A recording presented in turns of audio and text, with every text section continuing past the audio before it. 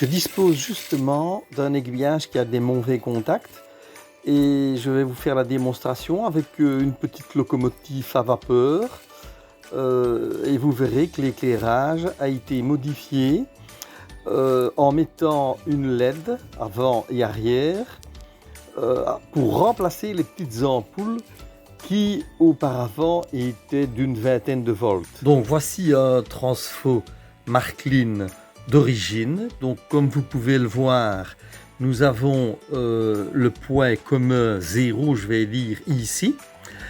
La première prise alternative ici, c'est du 16 volts. C'est cette tension alternative là qui nous intéresse parce que c'est cette tension là qui varie ici en fonction de la position de la manette qui commande les locomotives et évidemment l'éclairage des locomotives aussi. Donc ici c'est la tension de 19 volts permanente qui alimente toutes les petites ampoules telles que celles qui sont sur les aiguillages, etc.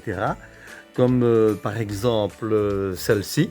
Voilà, ceci c'est une ampoule qui est d'une vingtaine de volts, je vais dire, et c'est une tension permanente qui reste dessus et qui est alternative.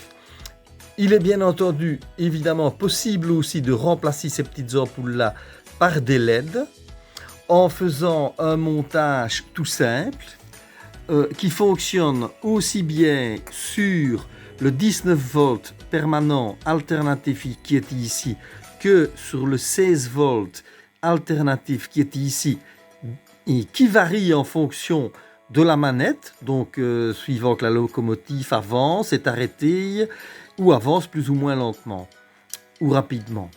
Donc voilà, le montage, le voici, c'est tout simple, c'est ce que j'ai utilisé dans la locomotive. Il s'agit d'une petite diode EN4004 et une résistance d'1 kg.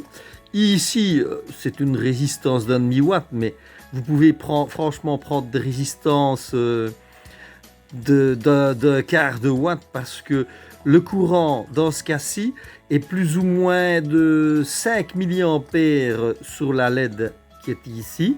Voilà, sous une tension alternative de 16 volts, tandis que sur 19 volts, on monte à 7 ou 8 mA et la LED supporte facilement 10 mA, 12 mA.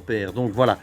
Donc on est largement en dessous des normes et ce petit montage là a l'avantage de pouvoir s'utiliser aussi bien sans changer la valeur de la résistance d'1 kg aussi bien sur le 16 volts. Vous voyez ici je suis sur le 16 volts.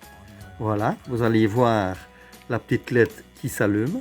Voilà. Vous voyez, la petite LED s'allume et je suis sur le 16 volts. Si je mets sur le 19 volts, c'est la même chose. Bien sûr, il y a un petit scintillement. Si vous avez de la place, vous pouvez fort bien ajouter un petit condensateur électrolytique d'une quarantaine de microfarads, 25 volts, c'est suffisant. Mais si c'est pour placer dans une locomotive, on n'a pas nécessairement la place pour le faire. Donc une résistance et une diode comme ceci, c'est suffisant. Et bien voilà, bon bricolage!